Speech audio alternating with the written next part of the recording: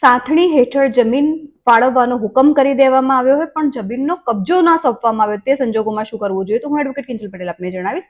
સાથણી, સૌથી પહેલા તો એ વસ્તુને સમજીએ, સાથણી એટલે શું? સાથણી એટલે કે ટોચ મર્યાદા હેઠળ ફાજલ થયેલી જમીન હોય અથવા તો સરકારી જમીન હોય જે અમુક લાભાર્થી, અનુસૂચિત જાતિ જનજાતિ, જે લોકોને જે લાભાર્થી છે કે જેમને એ જમીન મળવા પાત્ર હોય તે હેઠળનો હુકમ થતો હતો અને એ જમીન સાથની રકમ લઈને ફાળવવામાં આવતી, તેને કહેવાય સાથણીની જમીન. પરંતુ ઘણા સંજોગોમાં કેવું થતું હતું કે સાથણી હેઠળનો હુકમ થઈ જાય પરંતુ જમીનનો કબજો પ્રત્યક્ષ રીતે લાભાર્થીને સોંપવામાં નહોતો આવતો.